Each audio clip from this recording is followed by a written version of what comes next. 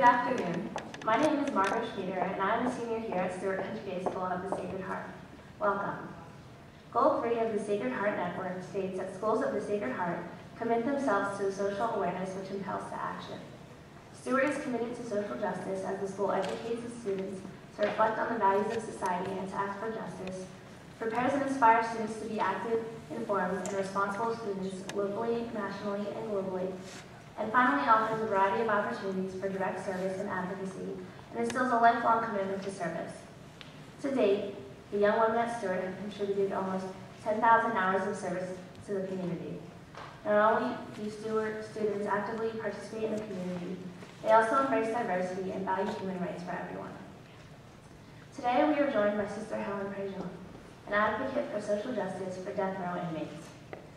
She has been instrumental in sparking national dialogue on the death penalty and has helped to shape the Catholic Church's newly vigorous opposition to state executions. During her time working with the poor in New Orleans, she was asked to correspond with a death row inmate and became his spiritual advisor. After witnessing his execution, she wrote a book about the experience called Dead Man Walking, an eyewitness account of the death penalty in the United States. This became a movie, an opera, and a play for high schools and colleges. Since then, Sister Helen has divided her time between educating citizens, both nationally and internationally, about the death penalty and counseling individual death row members. She has accompanied 6 men to their deaths, and in doing so, began to suspect that some of these men executed were not guilty. This realization inspired her second book, The Death of Innocents, an eyewitness account of wrongful executions, which was released in 2004. Sister Helen is currently working on another book, River of Fire, My Spiritual Journey. Please join me in welcoming Sister Helen Prejean.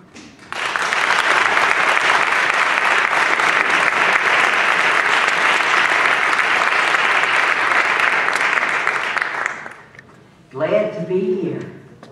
Really glad to be here. I went to a girls' school, St. Joseph Academy. We felt like we owned the place. It was a family. Same spirits here. Glad I'm here. And I got so many bags of stories here that where I want to bring you. I want to bring you into, of course, the heart of my own personal journey that came out of faith and coming to understand the gospel of Jesus in a deeper way. And then I want to bring you into accompanying people to their deaths who have done the terrible crime, want to deal face on with the horror of the crime and the outrage we experience and why this issue is harder for us than other issues that are pro-life issues. I want to bring you into the experiences of victims' families who have been thrown into this terrible fire, crucible of suffering by losing a loved one, and how they made their way out of it and showed us the way of what forgiveness means. And I want to take you into the Catholic journey that in dialogue with the Catholic Church over the last 20-something years, and how the Catholic Church is now in the vanguard of leadership in terms of ending the death penalty. But first I have to say hats off to New Jersey. Because 4 years ago, you were one of the first states to repeal the death penalty. And that was done with a lot of dialogue. That was done with a lot of talking to law enforcement people. There was a lot done in the press to educate people on the issue and bring people there, saying that, look, you have how expensive the death penalty is, and you're using your resources and your tax money for an expensive machinery of death, which mostly just sat in a garage. You never used the death penalty, really. It was a great political symbol for people running for office. But in fact, you were not a big executing state. And there were 62 murder victims' families that came before your legislators when they were considering this issue, who said, don't kill for us. These victims' families are becoming our witnesses to help this country shut down the death penalty. And you're the leader because you did it first. Right after New York, New Jersey, then New Mexico followed you, and Illinois has followed New Mexico. And why would the victims' families say that to you? Well, that's going to be in the story I'm going to tell you about victims' families and what they go through. But just to raise this question, think of it. God forbid that something happened to somebody you loved, a terribly violent act. And just suppose you lived in a state that had the death penalty, and the prosecution approached you and your family and said, this act is so unspeakable that there's only one act of justice, and that is the death penalty. He does not deserve to live for what he did. And we're going to seek the death penalty, but we need your cooperation with us. Will you support us with it? And you're in trauma, you're in loss, and maybe at the beginning you say, yeah, bring it on. And then what is going to happen to you over the 10, 15 years of waiting in the legal process before this act of justice is done, and before they summon you one night or one day and say, okay, it's time for the act of justice. Come, we're going to let you sit on the front row, and you will get to watch now as the state kills the one who killed your loved one. And you get to watch it, and we're going to do justice for you. So it's a tremendous journey, moral journey, anguishing, because we have on the one hand terrible crimes. Maybe you've heard about the petty case up in Connecticut. No, I know. It's worse than this. Here's this doctor, and these two guys break in, kill his wife, kill his daughters, almost kill him, but he survives. And now he's there at that trial saying, I want the death penalty for these two people who killed my beloved wife and my daughters. And it's so outrageous. The act is so cruel and outrageous.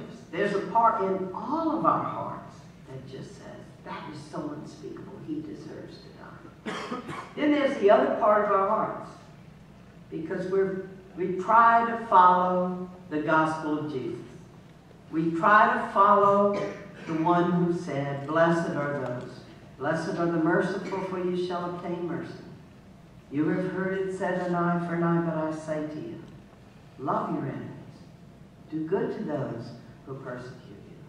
And I'm going to tell you the story of a man, Lloyd LeBlanc, whose son David was killed, who he taught me what those words mean. And I'm going to take you there as well. So there's anguish. I think of it like a cross that stretches us. You know, we live in a culture that says, if you're for the death penalty, then you're for the victim's family. You're going to honor them. If you're against the death penalty, you're against the victim's family. It puts us in a polarity. Choose sides. Seesaw. If you're on one side, you can't be on the other side. The gospel of Jesus always invites us to a deeper form of reconciliation, to be pro-life across the board, and not to choose sides.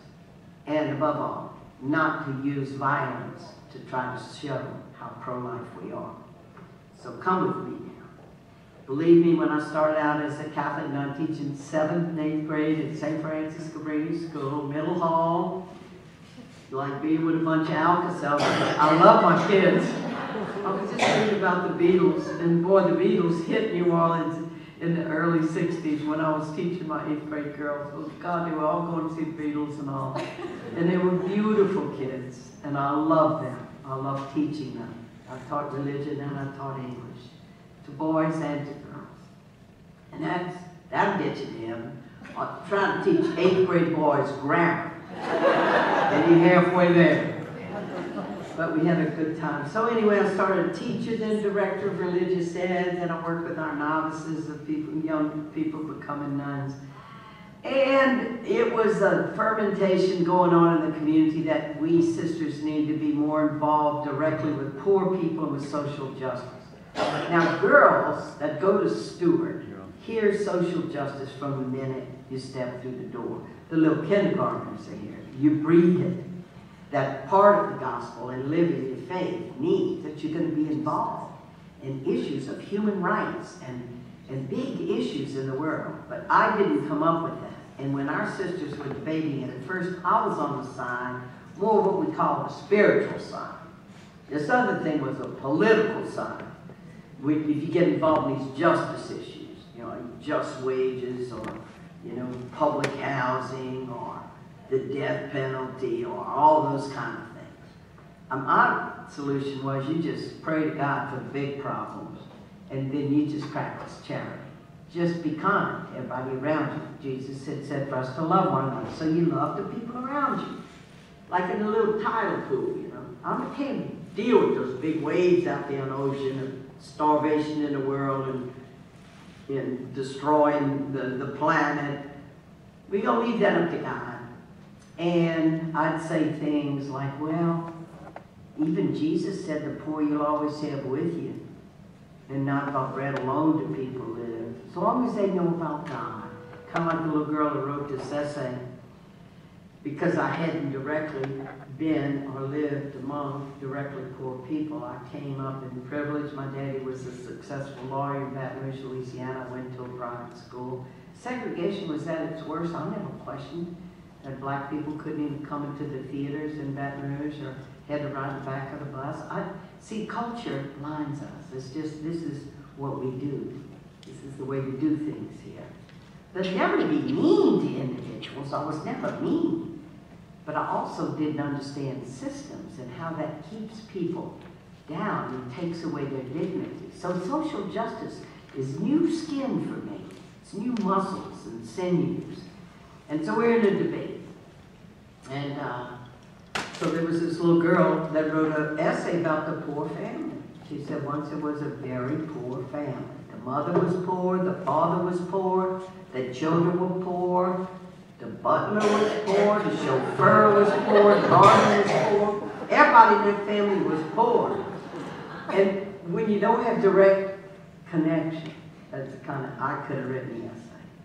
And the waking up point is the beginning of Dead Man Walking.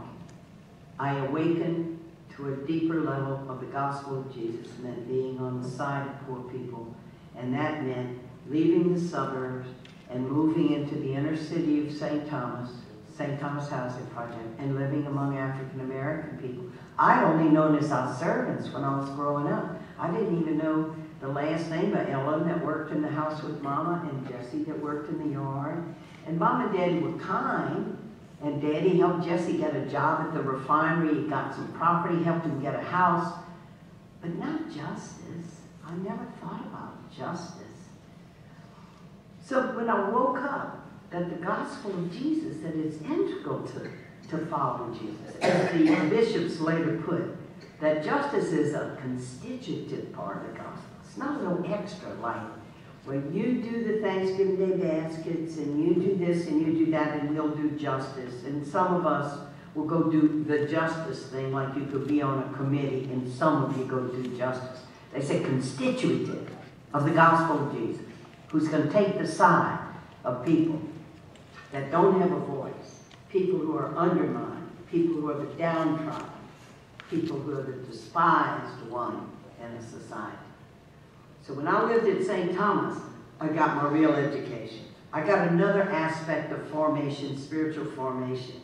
And I saw it was like moving to another country. Because as long as I was in the suburbs, I wasn't afraid of policemen. I get in the inner city, and I see every young black male that was at a community meeting, everybody's talking about their experiences with the police. And when I did research for Dead Man Walking, I found out there were more complaints about police brutality about the New Orleans Police Department than any other city in the United States. But I didn't know that, because I'm in my little tidal pool of other people pretty much like me, and churches are pretty much set up according to geography. And when I'm going to church, I'm going to church with other people just like me. I'm having lunch with most other people like me. I'm going to school with other people like me. And everywhere I looked in St. Thomas, all the rules were different. All the experiences were different. Like the way our classmates would talk about who's going to what college, every family in St. Thomas is talking about who's in what prison. We're the largest incarcerator in the world. 1 in every 100 adults is incarcerated in this country. Women are incarcerated for 10, 15 years for forging a check, breaking up the family. 2/3 of people in prison are there for nonviolent crimes. Why do we incarcerate so many people? And once you start looking into this, you see how afraid we are. And so when politicians run for office, they push that fear button and they say, we got to be tough on crime. Put them in prison and throw away the key. A woman, Michelle Alexander, has written a book called The New Jim Crow. How do you have massive incarceration of black people in this country? More so, a higher percentage than were incarcerated during apartheid South Africa. How do you do that? Well, it isn't that hard. What you do is you make felony, you make drugs a felony. So people that are caught with drugs are put in prison for having drugs. Well, it's a known fact. Many, many more white people than people of color use drugs. But yet, those incarcerated, over 70%, are people of color. So you have massive incarceration of people of color for drugs. 2/3 of which were nonviolent. There was no weapon. There was no violence, but drugs or felony. So we put you away in prison for long years. And then when you get out of prison, in some states it's a long time before you can vote, so you're disenfranchised from your civil rights. So you can't vote, you can't apply for public assistance, you can't get food stamps. So you permanently then, and that's why it's called the New Jim Crow. Well, I know nothing about all of this when I first get involved, because we begin to get information and we learn things when we're motivated to learn it. And when I saw what was happening in St. Thomas, and the big shock for me too, see, coming to a great school like this, I'm working at the Adult Learning Center for people who had dropped out of high school, which is over 50% of all the people in the public schools in New Orleans, because the schools are so poor. And here you have it, it's a pattern. Inner city, black population, white flight out into the suburbs, and so then you have inner cities that are in chaos, and where poor people are concentrated. It's a pattern all over this country. And people like Kozel and others have showed that whenever you have deep pockets of poverty in a city, the public schools are always inferior, always. And so you begin the downward spiral, lack of education, you get into crime, and that's why every family in St. Thomas had somebody in prison.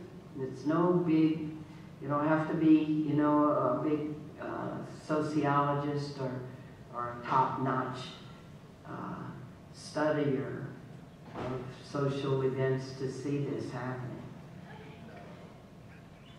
And so they're coming into the Adult Learning Center. So here's a kid. He was a junior in high school. Just think of it. Think of what it means to be a junior at Stuart. And all that you've been doing in your high school years, now you have one more year and then you're going to go into college. And so always you take people right where they were and work with them individually. So, I said to this kid came in, I said, well, look, you're a junior. Let's see where your reading level is. Let's see where your math level is. We're going to work with you. And he couldn't read a third grade reader. And he was a junior in high school. Education is the key to rising above. My daddy came out of poverty. His father was an overseer of a plantation in Louisiana. My daddy had to drop out of high school to support his family. But then he moves to Baton Rouge. He gets jobs. He goes to school. Then he ended up working for a senator in Washington, D.C. and using his law books and going to law school. But Daddy never had to deal with the fact that his skin was black. As poor as he was, he didn't have race that was standing in his way. We had a talk one time, and the Jesuit Father Robert Dryman said that Jesuit schools did not admit black people to law school until the 60s. So imagine that long legacy of belonging to a family. You never see books read. You never see professionals in your family. And just the legacy of that. I grew up, we had our own library. I'm reading books, I'm learning. I learned how to do public speaking at my high school. And I learned how to write. And I learned how to punctuate. So when I'm ready to write a book, I know how to do it. And so I'm shocked at all this, see, because I've been in the suburbs and it's part of the Catholic school system, which was very good, and it needs to be very good. Everybody has a right to good education. But then I saw what was happening to poor people and the violence. And it's while I was there, working at a place called Hope House, that one day, coming out of the Adult Learning Center, a friend of mine worked in the Prison Coalition office, sees me, and he had a clipboard. He had a project going on. He bumped into me. I mean, this thing was so casual, how this whole thing started. Because he sees me and he says, "Hey, Sister Helen." He comes down the sidewalk. "Hey, Sister Helen, you want to be a pen pal with somebody on death row?" I said, "Well, yeah, I could write some letters." I never dreamed they were going to kill this person. We hadn't had an execution in over 20 years. This is the early 80s. We hadn't had an execution in over 20 years, even in the Deep South, because there'd been an unofficial moratorium on the death penalty. We thought the death penalty was going away forever. I hadn't even noticed when the Supreme Court put it back in 1976. Yeah, I could write some letters. Just one little thing I want to say about God is that God is sneaky. Very, very sneaky. Write a few letters. Yeah, sure. Dear death row inmate. And he writes back. And I'll write, he writes back. And then everything happened out of that because I saw from his letters he didn't have anybody come visit him. He didn't even ask me to come. And so I said, how many times had I meditated on Matthew 25? I was hungry, you gave me to eat. I was thirsty, you gave me to drink. I was strange, you took me in. I was in prison and you came to me, you know. And and that's the way grace works. Grace wakes us up when it's time. And I wrote and I said, "I'll come see you sometime." And he's so excited to get a visitor. He said, "On death row in Louisiana, one of the Deep South states that really does the execution." That's why New Jersey, in name, you had it on the books. But we're the real practitioners. Look at this disparity. The 10 southern states that practiced slavery and did the lynching of people carry out over 80% of all the actual executions in the United States. Up here in the Northeast, it's less than 1%. So he sends me all these visitor forms back, return mail. "Man, you come see me, sister. Sister, look, I'm a Catholic, you know. Will you be my spiritual advisor?" "Yeah, fill in the forms." "No, I got no felony record." Filled in the whole thing, you know. Send it in. And little did I know, it would be about 2 years visiting when he's going to be electrocuted to death at midnight in the killing chamber of Louisiana. And as his spiritual advisor, at 5:45, everybody's got to leave the death house. And I'm going to be the only one there. And I will accompany him from 5:45 all the way through to the execution. And I'm going to be there when he's killed in front of my eyes. And it's going to change my whole life. But here's one of the things I know about grace. That when God's grace wakes us up and calls us to do something, we have the strength that we need to do it, not ahead of time. And if I had known, God's smart, see, you only have like this little pen light. You just see the next steps. Hey, write a letter. Okay, you wrote back. Okay, I'm going to go visit. Next step. Not a searchlight, see the end of the paper. Because I could never have said yes. And whenever we live in anticipatory time, oh, but then this is happening, then this is going to happen, and this, we don't have grace for the future. We have God's grace in the present, and it unfurls under us as we need it. Kind of like the lock, locks when a ship, they have a change in the level of the water, so you want the ship to be able to go up to here, so it goes in a lock, water comes up under it a little bit, then, and that's the way grace works. The waking up is a big part of it, and then being faithful to it. We have a maxim in our community. I'm a sister of St. Joseph that says, never leap ahead of grace. So I'm going to follow the grace in this. And so then I go visit him. And I take you with me through this in the book. I wrote the book in the present tense. As it happens to me, it happens to you reading the book. And when I learned about good writing, I learned it at St. Joseph Academy. Show, don't tell. Don't be doing your long commentary on the death penalty. Just take people with you through the experiences and let people make up their own mind on it. But give them information as you learn it so people can come on the journey with you. What shocked me in the first meeting was when the guards brought him behind this heavy mesh metal screen. I'm locked in one room, they bringing him in. his hands are handcuffed to the belt. All the signals you're getting is, this is dangerous territory. These people are the worst of the worst. They're the most dangerous people in America. And then the guards brought him in, locked him in a little room. I'm looking at him through this heavy metal black screen. And I saw his face for the first time, and that shocked me. Because I guess I thought if you murdered somebody, your face looked different. I mean, you would look mean or something, you know? And I couldn't believe how human he looked. And it was a moment of grace for me. And it's never left me that we are all worth more than the worst thing we've ever done in our lives. What we do with the death penalty is we try to freeze frame a person in that terrible act, and then we take them and we kill them. I've had guards, I've accompanied 6 people to execution.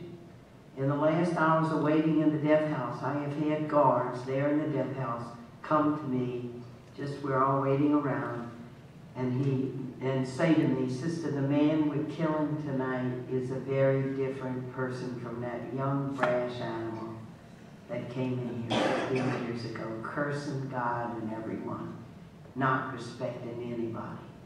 And over these years, he's changed. But we still got to kill him tonight." And that's one of the things that happens. That you have erased from the people of New Jersey having on your conscience and on your soul that you're allowing the state to do that in your name. It's one of the aspects of it. Because we remember the terrible crime. And then we freeze frame ourselves. And think of it too.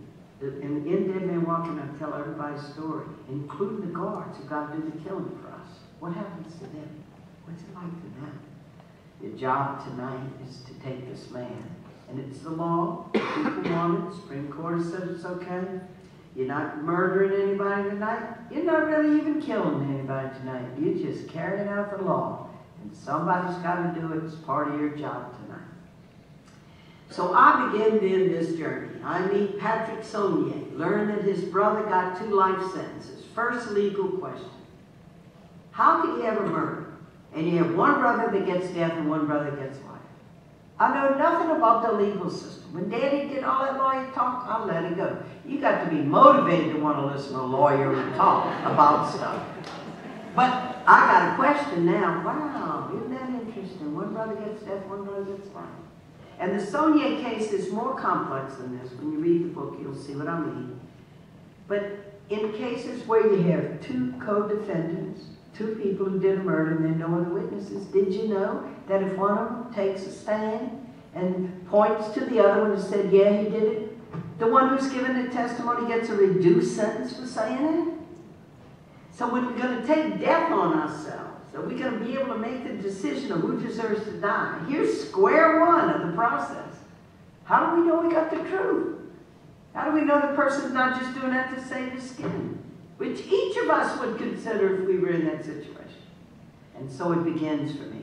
The second book that I'm going to take you into a little bit tonight, Death of Innocence, really gets into the legal system. When you heard about Troy Davis in Georgia, who was killed anyway by the state of Georgia, even though 7 of the 9 eyewitnesses at his trial recanted and said we said that because we were pressured by the police and they killed him anyway, there's a legal reason why he was killed anyway, and then you get into the court question. And what happens in the appeal courts, and you get into things like what's called procedural bars. Yeah, you got a good issue, you should have presented it earlier, but I'm poor, I didn't have a good attorney, I only got good attorneys later. Too late. Procedural bars, you didn't follow the procedure. And there are stories in the Death of Innocence that are going to make, it's going to make your hair stand on end. See, when I got into this thing, I just really thought, well, this is the United States of America. We got the best court system in the world, and in many ways we do. The problem comes when we take on death.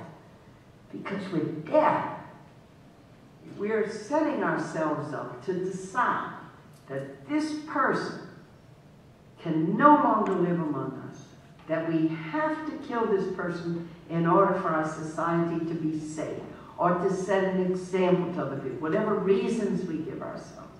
I had no idea how broken it was. I had no idea how flawed it was. I had no idea that poor people are the ones, always are the ones on death row. And that in the Deep South, they get a lawyer who only has to pass the mirror test to be their lawyer. You know what the mirror test is? You put a mirror under the nose of the lawyer. And then when the lawyer breathes, if you got a little moisture on the mirror, you got a lawyer. Once you delve into it, you just start reading the stories, you cannot believe what has gone under the name of defense in the Deep South for poor people. So I'm learning. I didn't know from the first visit what the crime was.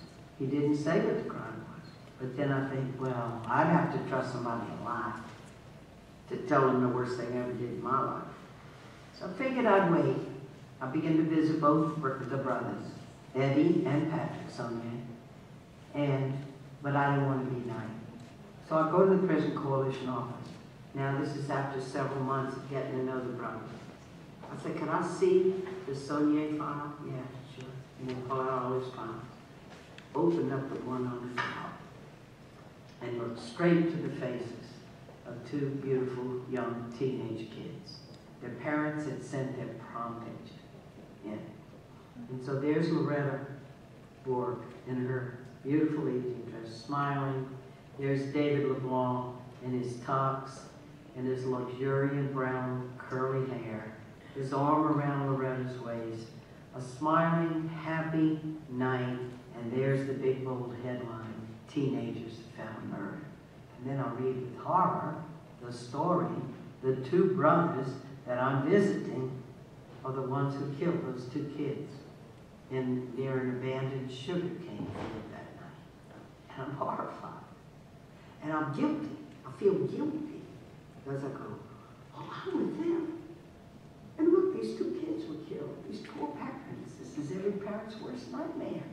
The kids went to a homecoming football game on a Friday night and they never saw them alive again. And then they're the fathers. The next morning, the sheriff's deputy's knocking at the door saying, Mr. LeBlanc, come with us. Mr. Borg, come with us to the morgue. We think we have your child. It's unspeakable to me. I've never experienced such evil that could happen to people before. In my cushioned life, been doubly cushioned because I'm a nun. Nuns got to be the most protective people in the world. I don't know, but I'm just plunged now into all this sorrow and this sadness and this evil, and I'm the spiritual advisor to the two people who did it.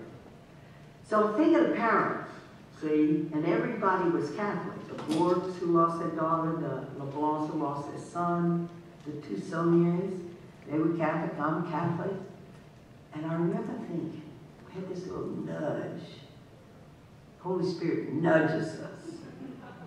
I now remember thinking I ought to go see those parents. Maybe I could be of help. Maybe. And then I go, oh, they're not going to want to see me. I'm the spiritual advisor to the two people who killed their children. They're going to be angry. And I stayed away from them. It was the worst mistake I ever made in my life. I didn't do anything. Yeah, I was new, I was just getting into it. I had plenty good reasons, but when my editor, Jason Epstein, my good Jewish editor at Random House, working with the Catholic nun on this book, Dead Walking, and he reads that first draft, and how I had never done this before, he said, Helen, you know, you're really downplaying in your story the not reaching out to these victims' families. He said, that was really bad. And he said, it was cowardice, wasn't it? I mean, you were scared, weren't you? I go, yeah. He said, look, when you write your book, don't just take people with you on the peaks of the waves when you do it all right. Take them in the troughs when you do it wrong. Because then people will trust you because you're willing to admit when you made a mistake.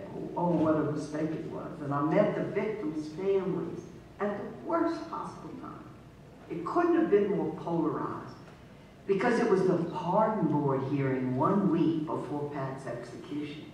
And the victim's family had been told by the prosecutor, you get it.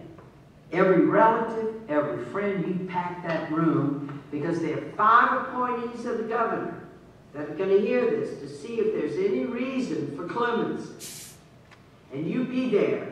And you stare them down and let them know we want justice for our child.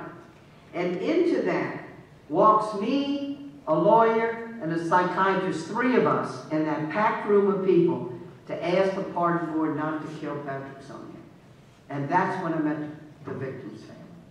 And how could they not see me as an enemy? Because I hadn't done anything for them. Now I show up to ask leniency for the murderer, and of course, I deserved their anger and their rejection. And we were walking outside the pardon board building while they were inside voting. And I rounded a corner, we bumped into each other. And the girls' parents, the Borgs, they were up front. And they see me coming. And they just averted their gaze like that and walked past me in silence. And right behind them were the other parents who had lost their son, Lloyd and Eula LeBlanc. And surprised by grace, they walked right up to me. And Lloyd LeBlanc said, Sister Helen, all this time, you've been visiting us 2 brothers, and you never once came to see me and Eula. You can't believe the pressure we're under with the death penalty. Well, I didn't know victims' families under any kind of pressure. I said, Mr. LeBlanc, I'm so sorry. I didn't think you'd want to see me. He said, Sister, I pray in this little chapel. He said, come pray with me. You need to come walk in our shoes and know what we go through. I said, I will, Mr. LeBlanc. It was his graciousness. He's the hero of Dead Man Walking. I'm a storyteller, and I made a big mistake. But where do you hear about this man? In the letter to the Hebrews, it talks about a cloud of witnesses that we have among us. The victims' families are becoming that for us in this country. So I'll go to pray with them in this little chapel. This is way deep in Cajun country, Evangeline country. You know, they have a statue of Evangeline from Longfellows when, you know, the Cajun people were sent from Nova Scotia and all. St. Martin of Tours Church. He keeps vigil in the church from 4 to 5 in the morning. So I drive, get there, kneel down alongside him. And as he prayed, I became aware of his soul. And I became aware of a man who, in the Catholic tradition, there's the rosary where you say Hail Marys and Our Fathers, and you meditate on the different mysteries in the life of Christ. And because it was a Friday morning, which is traditionally the day on which Jesus died, I'm kneeling alongside a man who's praying through the agony and passion and death of his only son. And as he prays, of course, for his wife and his family and his loss and the Borg family, and prays for the safety of all teenage kids. But then I noticed that he's also praying for Mrs. Sonnier, Pat Nettie's mother, who lived in the little town of St. Martinville and who couldn't even go into the grocery store because she'd overhear people saying, there she is, that white trash woman, her sons murdered the Bork and the LeBlanc children. And they saying it loud on purpose so she hears. And so she became like a little hermit. She pulled down her blinds, disconnected her telephone, disconnected her TV set, and people cutting up dead animals, throwing them on the front porch. You can't control the hatred when you have legalized it for one person, that we need to kill him in order to purify our society or to set him as an example so others won't kill. How are you going to keep the hatred away from the mother? Like you can take a big drop of red dye in a bowl of water and drop it and say, don't spread, don't spread. We only want to take him out. He deserves our anger. Well, she's his mother. And he has a daughter. And what happens to them in this? And Lloyd LeBlanc is praying for her. And as he took me through his journey, and I take you through it in this book, I learned from him, first of all, that forgiveness is not first and foremost what you do for the other person so that to help relieve them of their guilt. It's first and foremost something you do to preserve the integrity and love inside you so that you don't lose it. And here's how Lloyd LeBlanc put it. He said, Sister, when I talk to you about pressure, I'm talking pressure. Everybody was saying to me, Lloyd, you gotta be for the death penalty or it'll look like you didn't love David. I mean, you had ultimate loss in your family. They take your son, and then you don't go for the ultimate punishment? What's wrong with you? He said, sister, people don't see forgiveness as strength. They see it as weakness. Or you must have done something wrong with your son, that you don't want what's being offered to you of the death penalty. And I had so many people telling me that, so I tried to go there. I said, they're right. They're right. I want to see them die. I wish both of them had gotten a death penalty. I hope they'd let me pull the switch. And then he says, I didn't like the way I felt when I went there. Because I had this hatred and bitterness coming into me. And all my life, from the time I was a little boy, I've always loved to be kind to people. I love to help people. I'm good with my hands. I can fix anything. You could come see me, sister. You're going to see lawnmowers. You're going to see cars. Hey, Lord, can you help me with this? I love to help people. It's who I am. And he said, then I'm going to that place, and I have this hatredness and this bitterness. And then I said, they killed the boy, but I'm not going to let him kill me. I'm going to do what Jesus said. And he set his face to go down the road. And forgiveness is a path. It's a road. It's not one act. All the victims' families I've met over these 20 years, nobody ever says, oh, they killed our child, but then I forgave them and then moved on with my life. That does not happen. And every family almost always starts off at that starting point of, if I can get their neck between my hands, I myself would squeeze the life out of them, because you're in such trauma and such outrage. So here's this man who makes a great discovery, that he's losing his own life when he goes there, and he's not going to let them take that life away. It's incredible, because Lloyd DeBlanc is just an ordinary guy like us, a human being.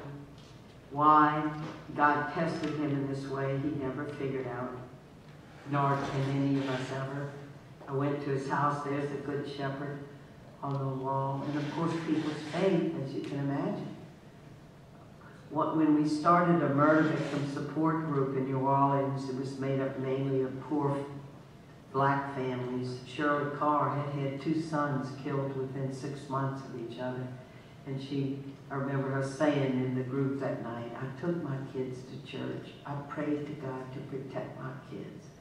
And now I've lost my 2 sons within six months of each other. And it's like, so then where's faith in God? Why would God let this happen? To such a good boy like David, to such a good young woman like Loretta, who understands.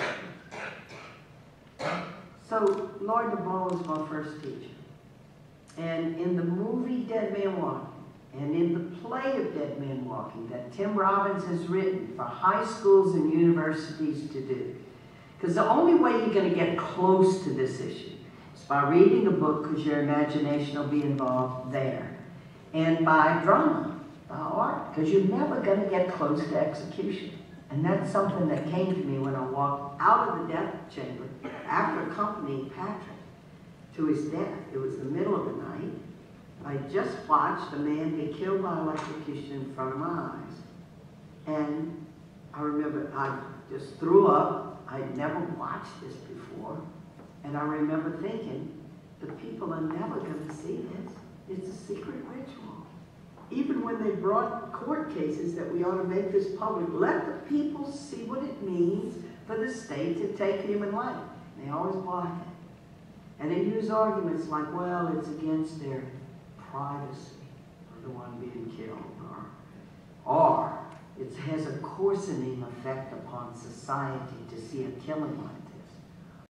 Well, what kind of moral argument is that? We don't want you looking at this. That's George Will. I was opposite him on Peter Jennings on ABC after an execution. He said, no, the people have a right to express outrage, but no, they shouldn't look at it because it could have a coarsening effect. What does that mean? And I've been thrown into it. And so my image of the 2 arms of the cross is, after I meet Lloyd DeBlanc, then I begin to accompany murder victims' families. The bishop in the Lafayette Diocese in Louisiana, where those murders happened, started that year to have a mass and gathering victims of violence. The big shock I got in going to support groups of victims was how many people said, Everybody stays away from us because they don't know what to do with our pain, so they just stay away from us. And we need to have our arms and community support around people who have gone through such a loss. They lose their jobs, marriages break up.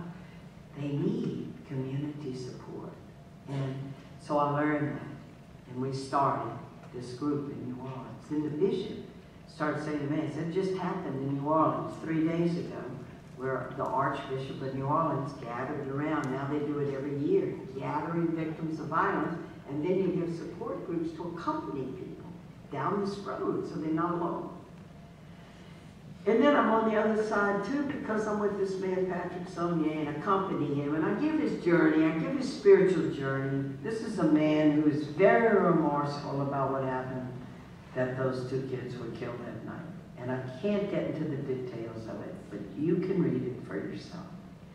But I know this, because he gave me his Bible afterwards. He said, you know, sister, you never have any privacy on death row. They always have the lights on, because the guards are always watching you. And when it comes close to execution, they move you to the death house, and they have a guard watching you all the time, so you don't try to take your own life. We have the unbelievable ironies that happen. In Oklahoma, there was a guy due for execution in 2 weeks. He had gathered pills and OD, rush him to the hospital, pump out his stomach, save his life, kill him 2 weeks later. Troy Davis, before the state killed him, took his blood pressure, put alcohol on his arm before they inserted the needle. It's crazy stuff. This is craziness. Trying to make death antiseptic and legal. And so here I am with him in the death house waiting out these 3 days. And I was so scared. It was the protocol of it. I've been with people in the hospital who were dying, and you can see life fading. But Pat is fully alive. And talking to me, the way we've been doing all of this whole 2 years. And he said when they dim the lights at midnight on the tier, I would kneel down by my bunk with my Bible to pray for those kids and their parents. And he was so sorry. And he's trying to prepare himself to walk to death with dignity. And he said, Sister Helen, you can't be there at the end. You can't see this because it could scar you. He knew I'd never done anything like this in my life. And he's trying to protect me now. And he says, you just pray God holds up my legs when I make that walk, but you can't be there. And I said to him, Patrick, I don't know what it's going to do to me. I've never done anything like this before. But I was absolutely strong and convinced. And I said to him, you are not going to die alone. Every other witness in there has been chosen. They volunteered to come watch you die. And I'll be there. I'll be the face of Christ for you. And that's grace talking to me. People say to me, oh, you had such courage. And I say, what on the outside looks like courage, on the inside feels like grace. Because that man wasn't going to die alone without one face that he could look at. Not to make him a hero. I was as horrified at the death of those 2 teenage kids that night. But then here's a human being that was being rendered defenseless and killed. And when I did have this dialogue in the second book, The Death of Innocence, I take you through the Catholic journey on the death penalty, and I'm going to spend a little bit more time with that after I take you through Patrick's death.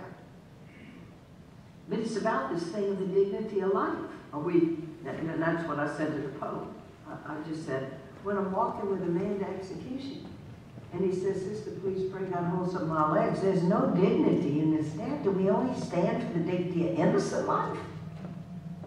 Well, what about guilty life?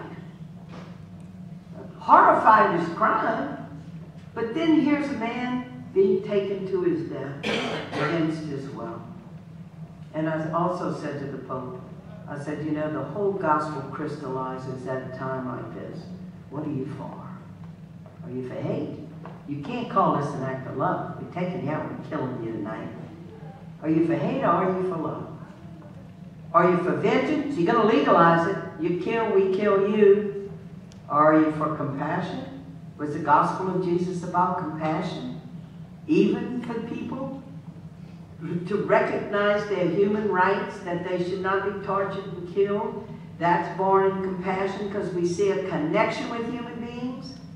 And I'm convinced it is the only way we've been doing the death penalty all these years is people are so disconnected from it. Because you hear, oh, terrible crime, yeah, they deserve to die. You read about it in the paper or hear about it on CNN. Justice was done last night. Justice was done. But nobody's close to what this thing looks like and feels like.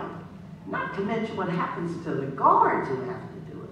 And now we have all the collateral damage stories coming out after 30 years of doing this, of what's happened to wardens who presided over 100 executions, of guards who strapped people down to kill them and then walked out. It's just doing your job. Well, how come you can't sleep if you're just doing your job? And how come, well, it's legal and the Supreme Court said it's okay. Well, how come it isn't legal for me to sleep? Why can't I eat after this? What happens to people after this? And so I'm there with him. And I said, you look at my face. And he did. He looked at me. And the last act before electrocution was they put a mask over his face to protect the witnesses from seeing when 1900 volts killed him. And he had seen my face. He knew I was there. If you see the movie, I work with Tim Robbins and Susan Stuart and Sean Penn on every line, every scene of this movie. And they take you on a deep journey. They bring you over to both sides. They bring you into the heart of the crime so that we feel the outrage. We just go, bring it on. He deserves it. It brings you into, okay, let's do justice and let's kill the one who killed. And Tim ends that movie by showing Sean Penn, he's being killed for what he did, and then an aerial view of the two young people in the woods, spread eagled out, aerial view from top down, and now we see 3 people dead. And we got to figure it out. So the theater managers told Tim they had never had a film where at the end of it people stayed seated until the screen went blank, and then they filed out in silence because they were thinking. We need art to bring us to a different level of reflection, and we need spirituality to bring us to a deeper level of reflection. The surface current of things is what culture gives us. The deep reflection happens because we belong to communities that go below the surface and raise the question. The death penalty. Maybe in some books of justice they deserve to die, but who deserves to kill them? The guards doing the work tonight for us? Who are killing for us? Who deserves? The people of a state? Every one of our names is on those gurneys when the state takes a life in our name. We are in a democracy. We can't claim to be apolitical and neutral. And so if our voices are not raised and if we're not acting in resistance to it, we're part of it. It took me a long time to wake up on that. Here's the important thing. When we wake up, we act. And actually, it's a very vulnerable time when our consciousness on something awakens. And if we hesitate to act, or we don't act, we can get hardened or paralyzed. It gets harder as it goes on to act. But to do a simple act of resistance, of standing up, of saying no, then we begin to move in the flow of it, and it gets easier. And then we connect with other community people who work for change. I want to invite you tonight, if you've never put your name ever on something to say that you oppose the death penalty in the United States, I want to invite you to do that. Or if you're still sorting it out, and I appreciate that. It took me a long while to sort this thing out. Take the little paper with you, stick it in the back of your book. After you read the book, maybe you'll be moved. Maybe you won't. It's an invitation. The gospel of Jesus always comes as invitation. Just never as, shame on you. You call yourself a Christian, you for the death penalty? Well, I'm not. I'm a real Christian. Never that. Always think of it. Go deeper on it so that you can choose life. And then what the Pope did that made such a difference in the Catholic Church is You read the story of a man in Virginia. His name was Joseph Odell. He claimed to be innocent right in Princeton, Centurion Ministries. Do any of y'all know about them? One of the first innocence groups in the United States. Took all these cases of all these letters of people, and a young woman by the name of Laura gets involved with Centurion Ministry. She hooks up with a man called Joseph Odell in Virginia. She looks into the case, becomes convinced he is innocent. Virginia's trying really hard to kill him. She gets involved in the case, calls me up, gets me involved in the case, and we try to save the life of Joseph Odell. Italy hears about the case. They send over a delegation of the Human Rights Commission of the Italian Parliament. The Italians are so alert to human rights. They also helped save the life of Paula Cooper, the 16-year-old girl in Indiana. Youngest one ever put on death row. She had killed her Sunday school teacher. And because of 1 million letters and appeals from Italy, Paula Cooper's life was spared. But I don't know, the Italian. Anybody here of Italian extraction, stand proud. They tried, really tried, to save the life of Joseph Odell. When he was killed on July 23rd, 1997 in Virginia, there wasn't a batting of an eye in Virginia. It was one more execution. And 5 million people stayed close to their radios in Italy to see what happened to Joseph Odell. And then the mayor of Palermo we accompanied his body, and they buried Joseph in Palermo. And the mayor visited him and said, Joseph, we will not let your body be buried in Virginia soil with the injustice that is being done to you. And that's how I got to have the dialogue with Pope John Paul. And it was in a letter. Because I couldn't go to Italy, they were bringing lawyers over. She talked a lot in Italy, and the people were, it was in the newspapers. To this day, go to Italy and just say Joseph Odell. There may still be people who remember the case of Joseph Odell. And so, you know, what I had a chance to do really was just to put 14 years of pastoral experience in lap of the Pope. That's really what I did. And so I just brought him there. I just said what I just told you when you're walking with a man and he says, pray God rolls up my legs, where's the dignity in this? And the question, does the Catholic Church only uphold dignity of the innocent? And how many Catholics had I met that are pro-life? Yeah. But for the innocent, not for the guilty. And there is a huge difference of innocent little babies to be born, and then this guilty one. But what is the essence of the gospel of Jesus? Where is the challenge of the gospel of Jesus more than the last would be first? Or what did Jesus mean by prostitutes and sinners and the kingdom of heaven? Ahead of all of you who never miss Mass on Sunday, or upstanding Christians, what did Jesus mean? Certainly not condoning the crime. And so then the Pope changes the catechism. You can see it. It's in Death of Innocence. And then when he came to St. Louis in '99, he stood up for the first time and put the death penalty in with the other pro-life issues. And he said no to abortion, no to euthanasia, no to physician-assisted suicide, and no to the death penalty, which is cruel and unnecessary. And he had pointed out earlier in his encyclical, The Gospel of Life, we have prisons. We don't need to kill people. In the traditional teaching of the Catholic Church, starting with Augustine, then with Thomas Aquinas in the 12th century, they didn't have a way to incapacitate dangerous people. They didn't have a prison system. And so punishments were harsh and swift. Same thing for the Old Testament. They had 37 different crimes for which you could get the death penalty. Because they don't have a way, an alternative system of people who weren't keeping the law. 37 crimes, and it's really interesting. When people quote the Bible, they can quote it. It's so selective. You know, they're going to quote the death penalty for murder, but then 2 pages earlier it talks about stoning for adultery, but they don't mention that. They don't want to decimate the population, go around stoning each other. There are all kinds of crimes, but they're a primitive community trying to make their way through the desert.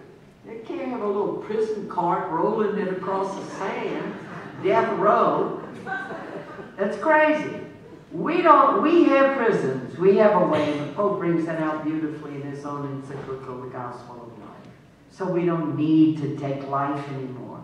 We can be safe as a society without killing people. And God bless New Jersey. You were one of the first states to get it, and you did it. You did it. Okay, I'm going to stop here. And there was an arm up, a question. Just celebrating New Jersey's. Oh, yes, celebrating New Jersey, okay. Well, let me just finish by saying all this is an invitation to you. And I get to be in this wonderful school. Tomorrow, I get to spend with the kids, starting with the kindergartners. And so I was talking it over with the teachers. I'm not going to bring the kindergartners into the death chamber or anything like that. So we're going to talk about making good choices and bad choices. And when you make bad choices, what some things that can happen. And then even people, I'm going to tell the story of Bobby Leonard, who goes to prison. He didn't know how to read because he had robbed. And then he learns to read. What happens to Bobby Leonard? So that's what we'll do with the kindergartners. And then as I get to, and move up with the high school kids and invite the school to do the play of Dead Man Walking, because it'll invite you into a deeper reflection, with the play being the catalyst to bring it there. High schools have been phenomenal. Tim Robbins has been so amazed by what high school kids have done with the play. And they're going to take all the roles. They're going to be the murder victims' families. They're going to be the one executed. They're going to be the mother of the one executed. They're going to be the guards. They're going to do it all. They're going to be the executioner. They're going to be the governor. They're going to play all the roles. And I can't wait to see that happen. So let me stop here. Do we have time for a little conversation? We have the roving microphone. Comment, question? Thank you very much, Sister, for this enlightening presentation. I appreciate it. Thank you. Having been a cradle Catholic and having been pro-death penalty for many years, or I had been, also pro-life from the innocent life that you had discussed, I made the change because I saw an inconsistency in me, and it just didn't jive.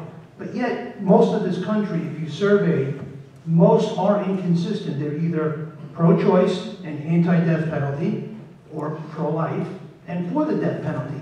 Can you explain from your experience why many that are anti-death penalty are also pro-abortion? Why the dichotomy? And how can we close that gap?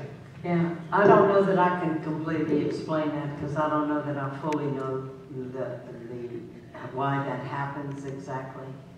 But I would want you to consider going a little more deeply into what you said, that people are pro-abortion. Actually, when you do a survey across the board of Americans and Catholics, most people are against abortion. And a number of people, most people, know that there are some special circumstances where they would consider, like incest and rape. But most people, if you talk to people long enough, I don't know that many people that I've ever met that are, yeah, pro-abortion, bring on pro-abortion, let's have people aborting babies. The women I know who have had abortions, it's very, very trouble. Very trouble. You know what I've discovered? When people are under pressure, we don't do well. Prosecutors who are under pressure because a policeman's been killed and they got to get somebody, don't do well. They get somebody who's a likely suspect and they go after the, juries under pressure. There are 12 people on that jury. You got to have a unanimous decision. I'm the only one holding out. They're putting pressure on me. I have stories about all these people. Pressure. A young woman gets pregnant. She's just getting ready to start college. The boyfriend's nowhere to be seen. What we do as pro-life people is we offer opportunities for young pregnant women to be able to have their babies and to choose life. We give them the means of support to choose life. And that to me is the road. That's the road we have to take. But I can't completely explain the other thing to you. In the back. Yeah. Thank you so much, Sister, for this moving talk. It's been a few years since I saw the movie and then followed up by reading your book, Dead Men Walking. Not so much in the book, but in the movie, a few of my friends were with me, and we got into a debate about the death penalty because we all had different points of view.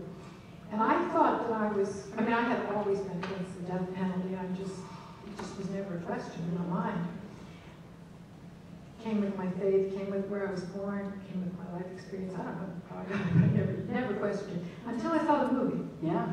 And the reason why was because I had a hard time believing, and I wish I could say his name, but the Sean Penn character would have really wanted God's forgiveness, or he would have really felt guilt, that he really would have told the truth, unless he were facing death.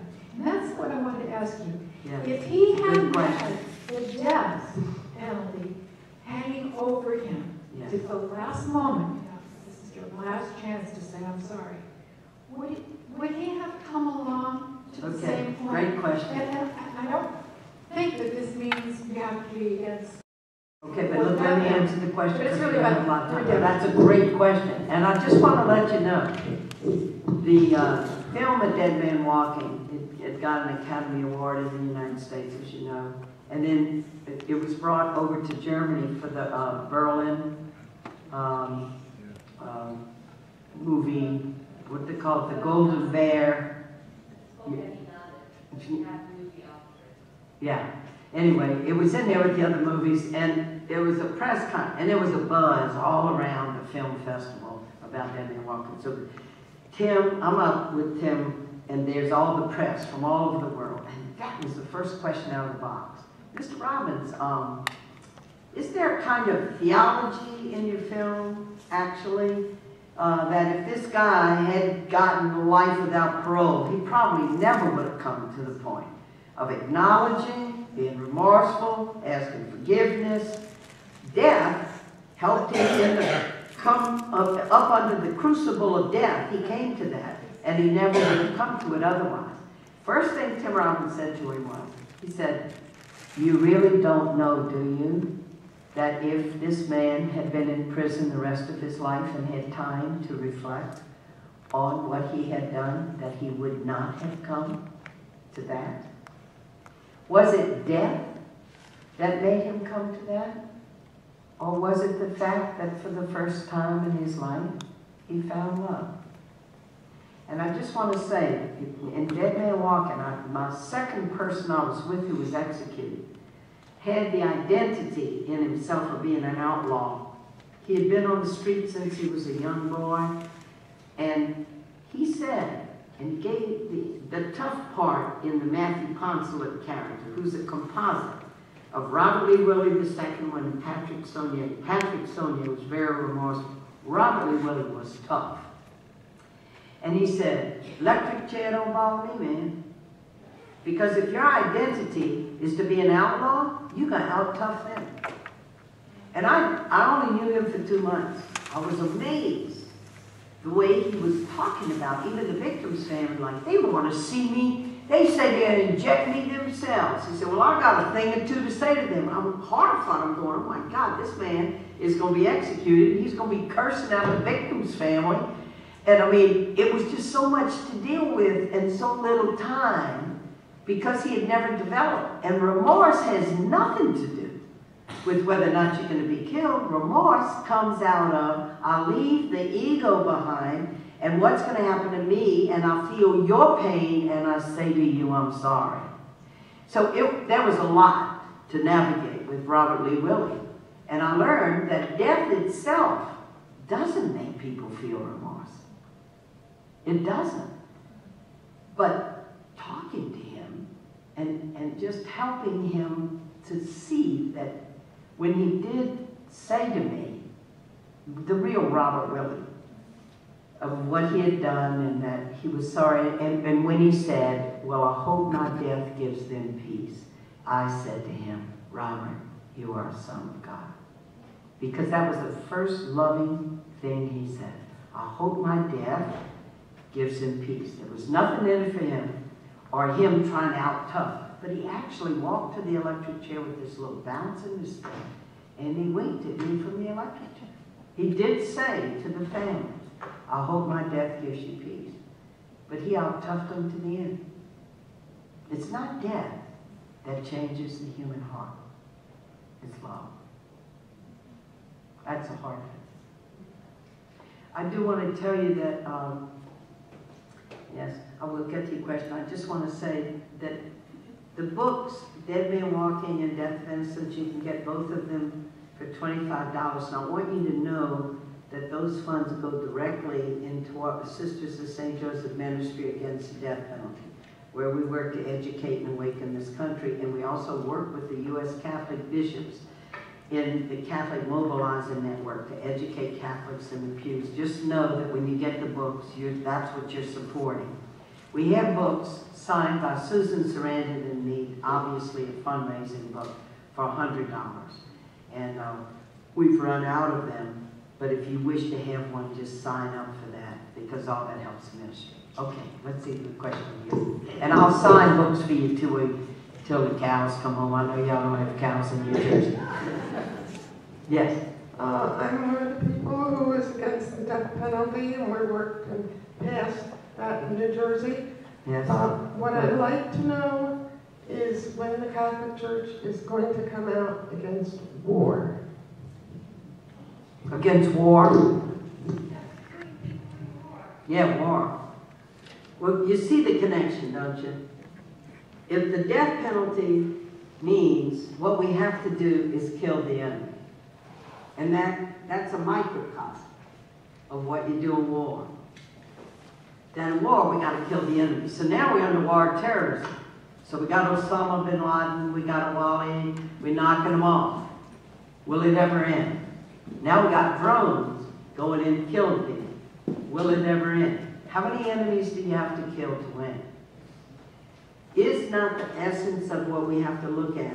And the Catholic Church is us. When the people get it, the leaders follow. They do. That's what, I mean, changing and Catholics raising the question to the bishops and the hierarchy and the Pope and everybody. The people of the Church, Vatican II taught us that. We make the gospel live in life. And so war, as soon as, and when you descend into this question of the death penalty, war is right there. And when the Pope stood in St. Louis and put the death penalty in with the other pro-life issues, and he said, even those, he said this right after the other thing, but even those among us who have done a terrible crime have a dignity that must not be taken from them. I knew the test case, because then Pope John Paul died, we got a new Pope, and I knew the test case was going to be when Saddam Hussein was hung. That happened like in 2000 when, I don't know how many years after the Pope died. And I said, what are they going to say about the death of Saddam Hussein? Is it principled opposition to the death penalty? Or we say, well, we're going to make an exception for Saddam Hussein. The minute you make an exception, then you say, we're going to make an exception for Timothy McVeigh. We're going to make an exception, and once you make exceptions, you've lost your moral footing. Amnesty International, principled opposition. UN Declaration of Human Rights, principled opposition. No human being should be killed. And really, when you reflect on this, it's about us. And once we can get it, and as we're getting it about the death penalty, we're beginning to raise the parallel questions about war. How do we treat our enemies? What do we do when we have enemies? Who are our enemies? And we have a long history of violence in this country, that we have dealt with enemies by killing them, starting with Native Americans. We brought over slaves. We dropped atom bombs on close to 200,000 people, changed the rules of war. It used to be soldiers fighting soldiers, never directly to kill civilians. And now we change the rules and say, if we directly kill a lot of civilians, then that's going to make them take notice and end the war. Violence just keeps escalating down. We are, I think, in this country beginning to wake up just because we see they keep sinking down into the quagmire. In Afghanistan, we've sunk down. How are you ever going to win? By killing people. Just saying, oh, we going to go get all the Taliban. Oh, we going to go get all the terrorists. In Afghanistan, there's no way that's going to happen. Did Vietnam help us to see a little bit? It's all connected. If we get it about the death penalty, it's going to be easier to get it about war. And it's us that's got to figure it out. So when we say the church, we talk about us. Because when we get it, it gradually, that dialogue then spreads. And then the last thing you hear usually is an official statement from the hierarchy that something has happened. But that's because the dialogue's gone on among the people. And so we make that happen. Thank you. I'll be glad to sign books for you. Thank you.